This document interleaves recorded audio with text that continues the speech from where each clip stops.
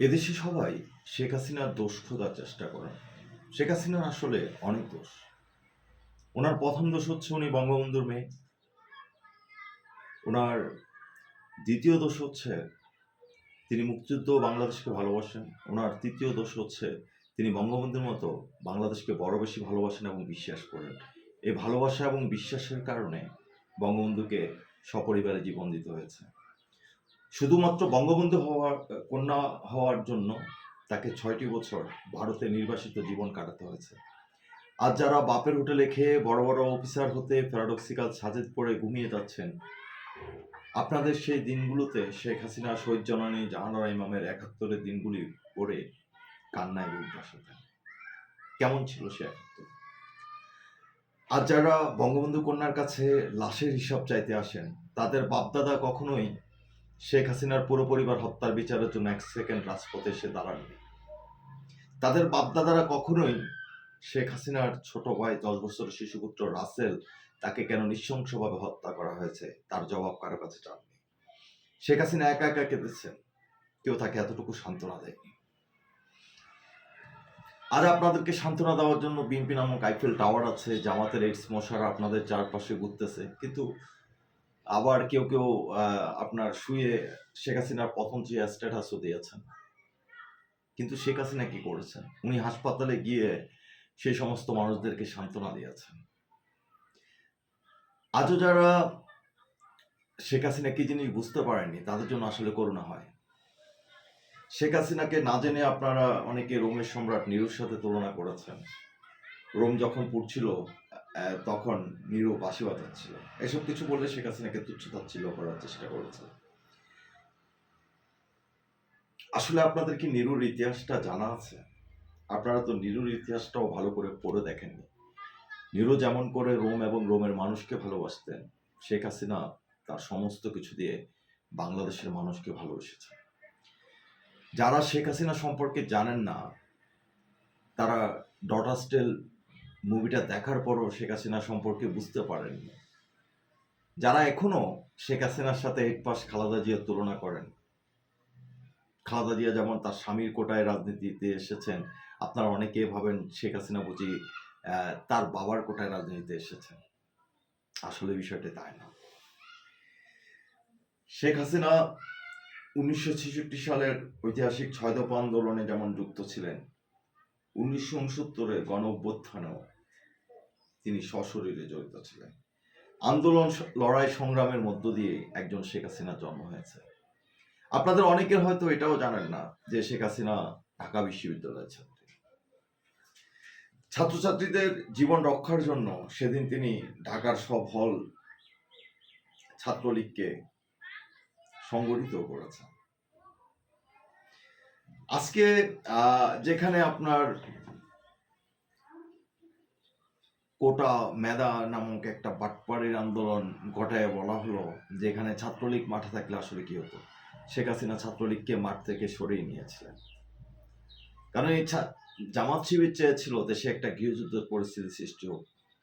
যদি সেদিন রাজনৈতিক অভিজ্ঞ শেখ হাসিনা ছাত্রলীগ এবং আওয়ামী লীগকে মাঠ থেকে তুলে না নিতেন, তবে হাজার হাজার মানুষের লাশ পড়ত। কারণ জামাত শিবিরেরা পাকিস্তানি আইএস জঙ্গিদের সাথে মিলিত হয়ে আমেরিকান ডিপ স্টেটের পরিকল্পনায় বাংলাদেশে একটি গৃহযুদ্ধ তৈরি এবং বাংলাদেশকে পরবর্তী আফগানিস্তান, পাকিস্তান, সিরিয়া, লেবানন বানানোর জন্য চক্রান্ত করে যাচ্ছিল। শেখ হাসিনা জামাত শিবিরে সেই ষড়যন্ত্র সফল হতে দেননি।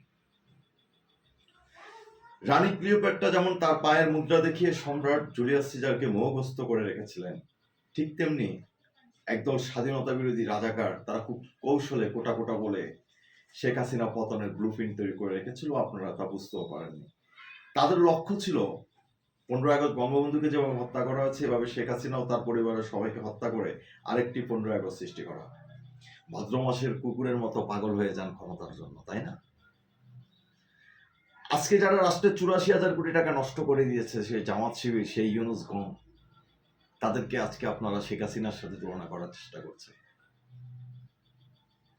তারা ভেবেছিলেন যে একটা ঠেলা দিলে শেখ হাসিনা পড়ে যাবে, বিষয়টা তাও ছিল না।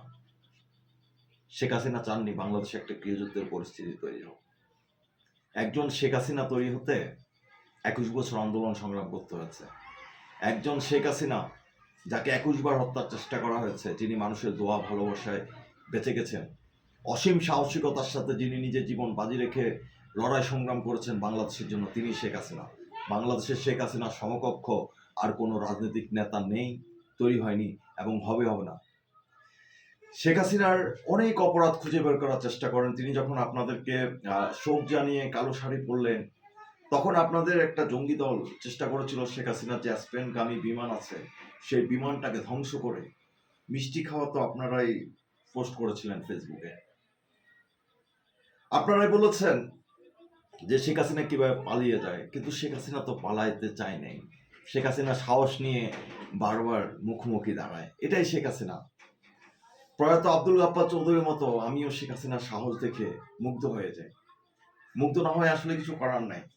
2004 সালের 21শে আগস্ট যখন শেখ হাসিনাকে হত্যার উদ্দেশ্যে গ্রেনেড হামলা করা হলো, আমরা তো ভেবেছিলাম শেখ হাসিনা নাই, চারদিকে শুধু রক্ত আর রক্ত। এমন ভয়াবহ পরিস্থিতিতেও সেদিন শেখ হাসিনা আবার অসীম সাহস নিয়ে উঠে এসেছিল। এখনো আইবি রহমানের সেই কণ্ঠস্বর আমি শুনতে পাই, যার একটা পা চলে গেছে গ্রেনেডের আঘাতে, তারপরে বলছে আপাকে বাঁচান।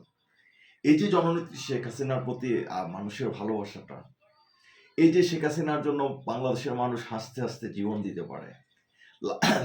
লালদিঘি ময়দানে যখন শেখ হাসিনাকে হত্যার চেষ্টা করা হয়েছিল, তখন যেভাবে বাংলাদেশের ছাত্র যুবকরা হাসতে হাসতে শেখ হাসিনার জন্য জীবন দিয়েছে, এভাবে শেখ হাসিনার জন্য জীবন দানের অসংখ্য ইতিহাস এই বাংলাদেশে আছে। যেভাবে আপনারা দেখেছেন 21শে আগস্ট মেয়র হানিফ, তিনি তার নিজের জীবনের মায়া ত্যাগ করে জননেত্রী শেখ হাসিনাকে বাঁচিয়েছেন। তিনি মারা গেছেন, কিন্তু শেখ হাসিনাকে নতুন একটি জীবন দিয়ে গেছেন। আপনি যদি এখন আমাকেও শেখ হাসিনা দালাল বলেন, তাতে আমার কোনো আপত্তি নেই। দুঃখিত, সিজদাদের নায়ক রবিনের মতো আমার কোনো উচ্চবিলাসী স্বপ্ন নেই, কখনো ছিল না। এমনকি আমি কোনো বড়লোক বাবার সন্তান নই। মধ্যবিত্ত পরিবার থেকে ঢাকায় পড়তে আসা একজন সামান্য ছাত্র। শেখ হাসিনার এই অসীম সাহসিকতা সেদিন আমাকে মুগ্ধ করেছিল। আমাকে রাজপথে জয় বাংলা স্লোগান দেওয়ার জন্য কেউ 500 টাকা দেয়নি, অথবা শেখ হাসিনাকে সেদিন যে মানব ডালটা বাঁচিয়েছিল, মানুষ যে হাসতে হাসতে জীবন দিতে পারে, মানুষের জীবন যে সিনেমা মুভির চেয়েও আরো হিস্টোরিক্যাল হতে পারে, এটা সেদিন বুঝেছিলাম। যে একটা মানুষ কত অসীম সাহসিকতা নিয়ে দাঁড়িয়ে যান তার বাবার স্বপ্ন পূরণের জন্য। উইলিয়াম শেক্সপিয়ার লিখেছিলেন অ্যাজ ইউ লাইক ইট, আর আলেকজান্ডার পোপ লিখেছিলেন the rape of the lock. অথচ আমি এসব বই ছেড়ে শেখ হাসিনার কথা ভাবছি। কেন ভাবছি? একজন নগণ্য মানুষ হয়ে অসীম সাহসী শেখ হাসিনাকে দেখা, তাকে ভালোবাসা, এই সাহসটা আসলে তার কাছ থেকেই তো পেয়েছে। তাকে হত্যা করার জন্য কত শত শত জঙ্গি, তাকে হত্যা করার জন্য কত শত শত খন্দকার মোস্তাক জিয়ারা উৎপেতে থাকে, তারপরও এই মানুষটা সৎ সাহস নিয়ে দৃঢ়চিত্তে হাঁটতে থাকে। ইচ্ছে করলে কিন্তু শেখ হাসিনা ডাক্তার ইউনূসের মতো বিদেশে বিলাসী জীবনযাপন কাটিয়ে দিতে পারতেন, কোনো কিছুর অভাব ছিল না। কিন্তু তিনি মেয়ে হয়ে বাবার যে স্বপ্ন পূরণ, তার বাবা এবং তার পরিবারকে হত্যা করা হয়েছে, সে হত্যাকারীদের বিচারের জন্য এবং 16 কোটি মানুষেরকে ক্ষুধা ও দারিদ্র্যমুক্ত বাংলাদেশ গড়ার জন্য তিনি তার নিজের জীবনের সর্বোচ্চ বিলিয়ে দিয়েছেন। ইউনূস ও হিলারি ক্লিন্টন মিলে স্বপ্নের পদ্মা সেতু বাতিল করে দিয়ে বাংলাদেশি মানুষের স্বপ্ন থামিয়ে দিতে চেয়েছিল। শেখ হাসিনা মানুষের সেই স্বপ্নকে জেলে দিয়েছেন, জাগরণ সৃষ্টি করেছেন যে বাঙালিরা মাথা নত করে না, বাঙালিরা মাথা উঁচু করে দাঁড়ায়। শেখ হাসিনাকে আপনি ভালোবাসতে পারেন, শেখ হাসিনাকে আপনি ঘৃণাও করতে পারেন। আর শেখ হাসিনাকে যদি ঘৃণা করেন, সে ক্ষতিটা আপনার। কারণ শেখ হাসিনাকে বাঁচিয়ে রাখলে যে লাভটা হয়, সে লাভটা পুরো বাংলাদেশের মানুষের। শেখ হাসিনা বেঁচে ছিলেন বলে আপনি মেট্রো রেল দেখতে পেয়েছেন, এলিভেটর এক্সপ্রেসওয়ে দেখতে পেয়েছেন, তৃতীয় বিমানবন্দর যে আধুনিক টার্মিনাল হয়েছে সেটা দেখতে পেয়েছেন, রূপপুর পারমাণবিক বিদ্যুৎ কেন্দ্র দেখতে পেয়েছেন, পদ্মা সেতু দেখতে পেয়েছেন, বঙ্গবন্ধু টানেল দেখতে পেয়েছেন। আর কেউ আপনাদেরকে এসব দেখাতে পারবে না। ইউনূস যদি আরো 100 বছরও ক্ষমতায় থাকে, সে একটা পদ্মা সেতু করতে পারবে না। এটাই হচ্ছে বাস্তবতা। এরপরও যদি এই সহজ কথাগুলো আপনার মগজে না ঢোকে, আপনাদেরকে মানসিক ডাক্তার দেখানো দরকার। কারণ গদির শোকে একটা সময় খালেদা জিয়া খুব পাগল হয়ে গিয়েছিলেন। খাম্বা তারেক এমনও হয়েছে যে সে বলেছিল আর জীবনে কোনোদিন রাজনীতি করব না, কিন্তু শেখ হাসিনা মাথা নত না করে বাংলাদেশে ফিরে এসেছিলেন, কারাগারে গিয়েছিলেন, এবং ওনার সে অসীম সাহসিকতা ওনাকে কিন্তু প্রধানমন্ত্রী করেছিল। 1947 সাল থেকে 2024 সাল পর্যন্ত এই স্বাধীনতা বিরোধী যারা আছে, এই পাকিস্তানি যারা জিন্দাবাদ দেয়, তাদের বিরুদ্ধে বাংলাদেশের মানুষের একটা যুদ্ধ চলছে। এই যুদ্ধটা চলতে থাকবে। 1971 সালে যেভাবে পাকিস্তানিদেরকে পরাজিত করেছিলেন, রাজাকারদেরকে পাকিস্তানে পাঠিয়েছিলেন, ঠিক এমন আরেকটি যুদ্ধের মুখোমুখি আজকে বাংলাদেশ দাঁড়িয়ে গেছে। এই যুদ্ধটা করতে হবে শেখ হাসিনার জন্য, এই যুদ্ধটা করতে হবে বাংলাদেশের জন্য, এই যুদ্ধটা করতে হবে বাংলাদেশকে রাজাকার মুক্ত করার জন্য। এবং এই যুদ্ধে আপনারা সবাই জিতবেন। কারণ হচ্ছে এদেশে সবকিছুর বিকল্প আছে, শেখ হাসিনার কোনো বিকল্প নেই।